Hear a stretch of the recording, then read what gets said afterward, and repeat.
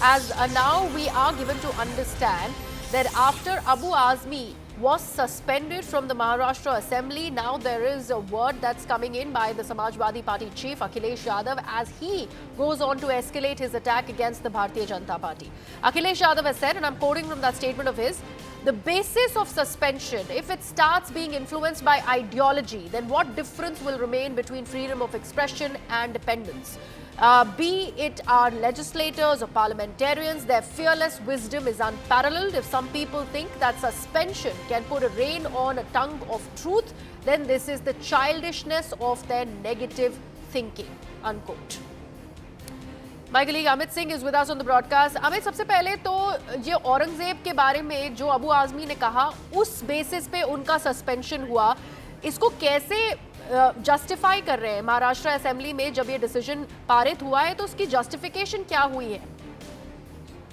देखिए, सबसे पहले तो ये समझने की आवश्यकता है कि समाजवादी पार्टी के वोटर कौन है। उनके वोटर MY कॉम्बिनेशन बताया जाता है, यानी मुस्लिम एंड यादव, और ये उनके वोटर है। तो जाहिर तौर पे जो अखिलेश यादव का सोशल मीडिया एक्स पर पोस्ट है औरंगजेब और अबू आजमी के सपोर्ट में उनका ये पोस्ट है, तो जाहिर तौर पे अपने वोटरों को ध्यान में रखते हुए उन्होंने ये पोस्ट किया है और औरंगजेब का समर्थन किया है। और जिस तरीके से अबू आजमी पर कार्रवाई की गई है, तो उसको लेकर आइडियोलॉजी की बात कर रहे हैं, वो लोकतंत्र की बात कर रहे हैं कि लोकतंत्र में हर कोई नेता जो है अपनी बातें को वो जनता के सामने रख सकता है, और इस पर कार्रवाई की गई है जिसको वो सही नहीं बता रहे हैं। तो जाहिर तौर पे अपने वोट बैंक को ध्यान में रखते हुए अखिलेश यादव ने सोशल मीडिया एक्स पर अपने वोट बैंक को रिझाने के लिए, एकत्रित करने के लिए ये पोस्ट किया।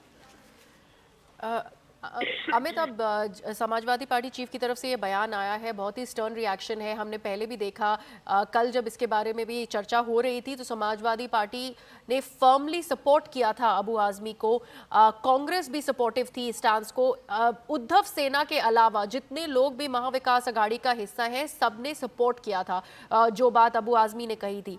लेकिन ये जो पॉलिटिकल फिगर्स को लेके, हिस्टोरिकल फिगर्स को लेके जिस तरह की पॉलिटिक्स प्ले आउट हो रही है और शिवसेना का जो स्टांस रहा है औरंगजेब के खिलाफ, उस हिसाब से किस तरह देखते हैं कहां जाएगा ये सारी कंट्रोवर्सी कहां जा रही है?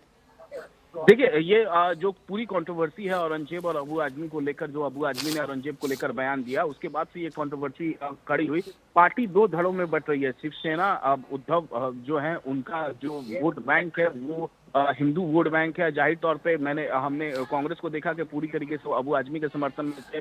कांग्रेस के सांसद इमरान प्रतापगढ़ी वो कल लखनऊ आए थे, वो सीधे सीधे अबू आजमी के समर्थन में वो बयान लगातार दे रहे थे। तो यहाँ पूरा वोट बैंक, अल्पसंख्यक वोट बैंक को ध्यान में रख के यहाँ पर जो बयान है वो चाहे वो अबू आजमी यानी समाजवादी पार्टी का हो या फिर कांग्रेस का हो, ये और दूसरी तरफ जो core vote bank Shiv Sena Uddhav Thackeray का है या फिर बीजेपी का है, वो हिंदू वोट बैंक के तौर पर देखा जाता है। क्योंकि लेकिन हालांकि बीजेपी हमेशा से कहती रही है कि सभी धर्म जाति के लोग उनके साथ है, लेकिन जो कोर वोट बैंक माना जाता है कि वो हिंदू वोट बैंक है। तो ये वोट बैंक के पॉलिटिक्स के तौर पर इसको हम देख पाएंगे कि अल्पसंख्यक वोट बैंक के समर्थन में औरंगजेब को लेकर जो बयान दिए गए हैं, अपने वोट बैंक उसके नाराज ना हो उसको लेकर लगातार समाजवादी पार्टी हो या कांग्रेस बैक कर रही है, तो वहीं दूसरी तरफ हिंदू वोट बैंक, जिनका कोर वोट बैंक है, वो अपने वोट बैंक को खुश करने के लिए इस तरीके की बातें कह रहे हैं। जी अमित, अब जब ये अखिलेश यादव का बयान आ गया है और अबू आजमी, हम ये जानते हैं कि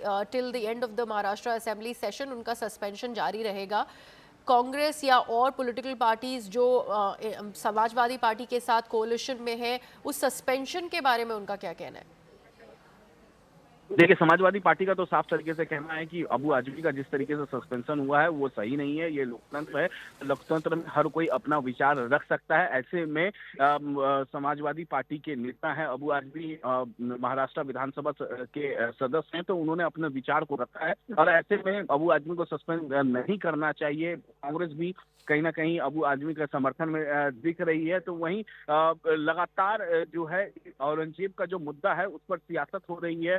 बीजेपी हो या फिर उद्धव गुट हो, वो लगातार सियासत कर रही है, फ्रंट फुट पर आकर बैटिंग करने की कोशिश करी है इस पूरे मामले में और अपने वोट बैंक को एकत्रित करने की कोशिश कर रही है। तो वहीं अगर हम बात करें तो इसका असर उत्तर प्रदेश विधानसभा चुनाव 2027 विधानसभा चुनाव पर भी देखा जा सकता है और उसी को ध्यान में रख के अखिलेश यादव ने सोशल मीडिया एक्स पर पोस्ट किया है। औरंगजेब और अबू आजमी को लेकर जो बातें अखिलेश यादव ने की है, दरअसल उनका जो कोर वोट बैंक है उसको एकत्रित करने की कोशिश में ये सोशल मीडिया एक्स पर पोस्ट किया गया अखिलेश यादव के द्वारा। Right, Amit. Thank you so much for that. Let's, in fact, recap for our viewers what had exactly happened when Abu Azmi had mentioned Aurangzeb in an interview, where he said that Aurangzeb should not be viewed simply as a cruel ruler, but rather as a great administrator who's also built temples. He had also said that during Aurangzeb's reign, India's border reached Afghanistan and Burma, now Myanmar. He also went on to claim that he does not believe that the battle between Chhatrapati Sambhaji Maharaj and Aurangzeb was about religion. It was a political battle. Later, he was seen apologizing for his comments, claiming that he did not really say anything which was against Sambhaji Maharaj. His words really were twisted.